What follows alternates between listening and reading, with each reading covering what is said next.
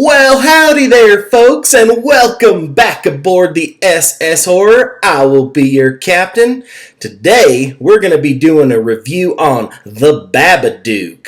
So sit back, take a dip, and enjoy.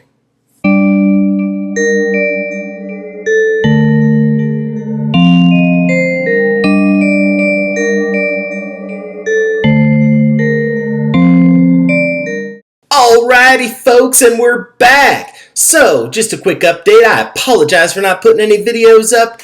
Recently, I've been under the weather, as you can imagine, having a summer cold, so there's my excuse. Anyway, first things first, let's get to dipping. Today, I'm going to dip a little bit of Teaser.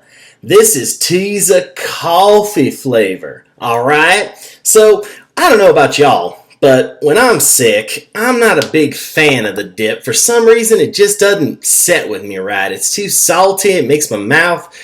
I just don't like it when I'm sick. But you know what? I've actually been dipping quite a bit of this Teaser while I've been sick because it's got a good flavor in my mouth, and it's not salty or anything. So I've been really enjoying it. I haven't tried this coffee flavor yet. What I've been dipping is the Chill Tropical and the Black Cherry Bomb, and they are amazing, folks. And if you haven't seen our reviews on those, please check them out. There's a Teaser review as well as I do a review of the Black Cherry Bomb on my top 3 horror video games.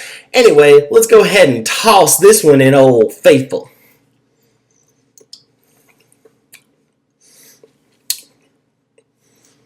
Okay, so right off the bat, I got a good coffee flavor. It's a real sweet coffee, kind of like that. It's kind of like that Cowboy Coffee Chew, just not as... the coffee doesn't hit you as much in the face. It's more of a creamy, sweet coffee. But the flavor's pretty good. It does taste a little bit funky, and I don't know. Maybe that's because it actually has green tea as well in it. But overall, not horrible. But it's not smacking me in the face. So, I give this one a mediocre. If you want a harder hitting flavor, I'd definitely try one of the fruity ones like Tropical or Black Cherry Bomb. Anyway, I'll keep you updated on this one. Let's get to talking about Babadook. So the Babadook came out in 2014 and it's not rated. It's an Australian film, folks, that won some awards at some of those film festivals. I watched this on Netflix, so you can go check it out there. It's written and directed by a woman named Jennifer Kent. Now, fun fact, Jennifer Kent directed Babe, Pig in the City. Crazy, right? She went from that to doing this. Anyway, the music in this is by Jed Kurzel, who you may know from the Assassin's Creed movie that recently came out. So he did the music for that as well. The production/distribution comes from Causeway Films. I'm guessing that's an Australian company. I'm not too familiar with them. Running time is approximately 1 hour and 33 minutes, 93 minutes for those of you who can't do the math like yours truly. Now let's get into the theme. So the theme is kind of a difficult one. It's got many themes in this story. Coffee flavor's coming a little bit more through with this as I get a little bit more saliva. Maybe if I drink some water, it'll help it along. Okay. Actually, wow. Ooh. I added that water, and boy, does it taste like green tea mixed with coffee now. Not a giant fan of that, folks. Well, Teaser, if you're out there listening, perhaps try to make this one with just coffee, because that is a weird flavor, folks. Anyway, back to the theme. I call it a monster, psychological thriller, and kind of a possession movie. So it's got 3 right there. You got the monster aspect, you got psychological aspects, and you've got a possession.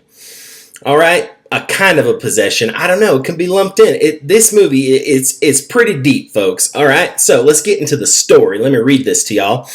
This is courtesy of IMDb. So, they say, a single mother plagued by the violent death of her husband battles with her son's fear of a monster lurking in the house. She soon discovers a sinister presence all around her. So, that kind of sets the setting for it. It's just a mom and her son. They got a neighbor and they got a friend or a sister. Yeah, a sister.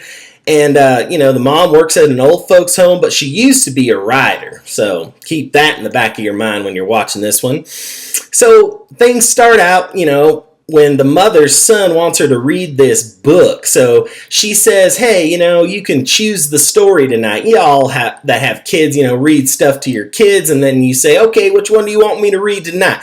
That's what she did. She says, okay, go out and pick a book. We'll read it. So the book is found on their shelves, and it's called The Babadook. So it's, this crazy, sinister looking, it's a red, the outside looks fine. But when you open it, it's a very sinister, dark, grim pop-up book telling the story of this monster called The Babadook. And so it's pretty scary. It leaves you feeling, uneasy after you start flipping through the pages. You're like, should I be reading this to my kids? So she kind of almost doesn't even finish it.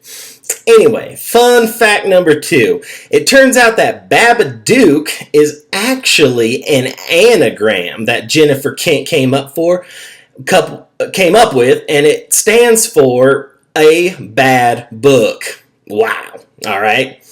So she loosely based this film on a 2005 short that she made. It was a horror short with a monster that kind of resembles this Babadook, but the monster from that one looked a lot more human.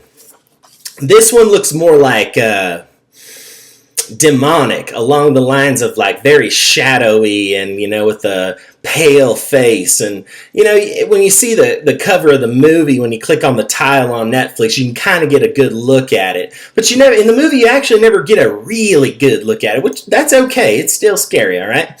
So anyway, speaking of scary, let's get into the scariness of this.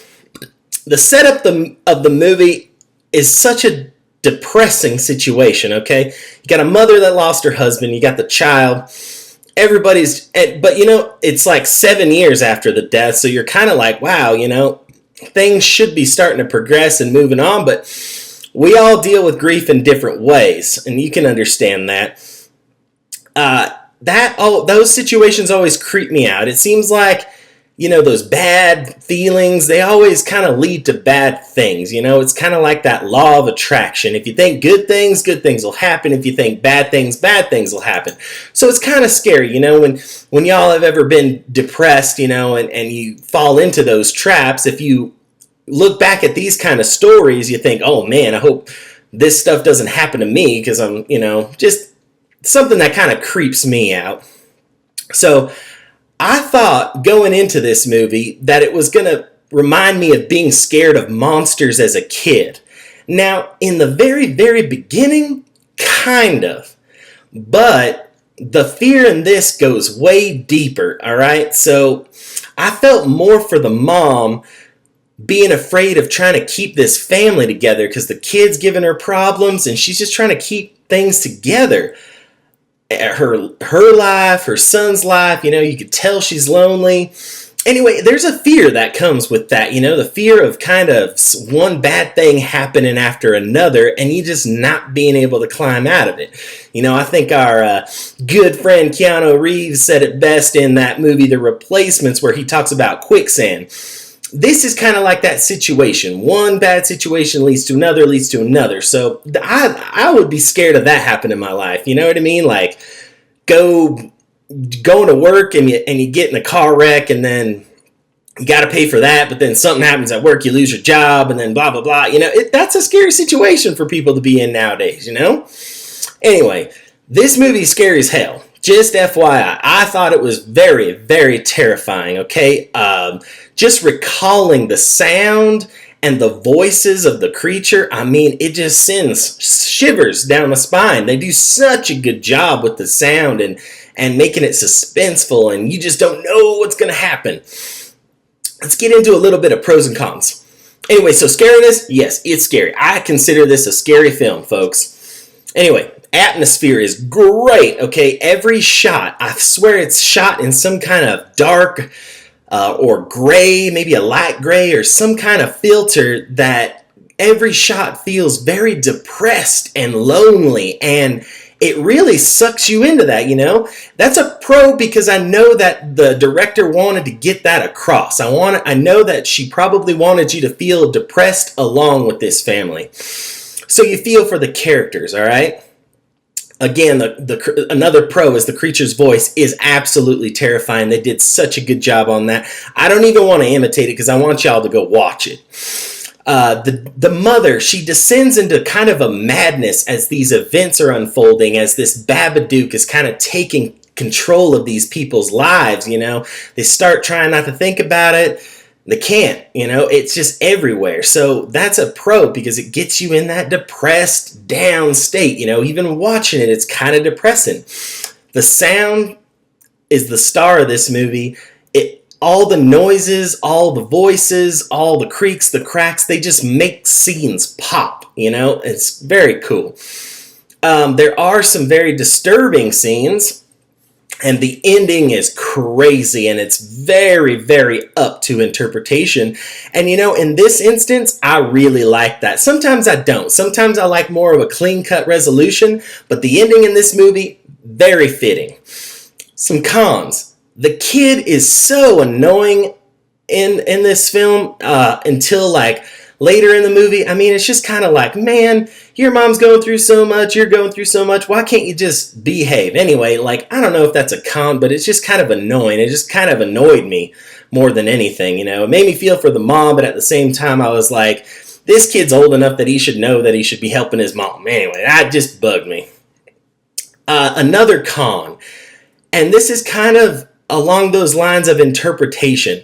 There's never an origin story of this book. This might be a minor spoiler, but the book itself, there's never any explanation of where it came from. All that happens is the kid grabs it off their shelf and reads, okay? Now, I don't want to go any farther than that because, like I said, there's some interpretations, and we might do a spoiler second opinion, first mate on this movie, just to talk about some of the different interpretations of the ending of this movie and the Babadook entity itself, okay? In conclusion, you know, I give this a must-see, folks. You got to go out there and watch this one. This was very well done. Netflix, you know, check it out. I know all y'all got to have Netflix anyway. It was well worth my time, and I was very, very pleased with this movie. I enjoyed the heck out of it, I tell you.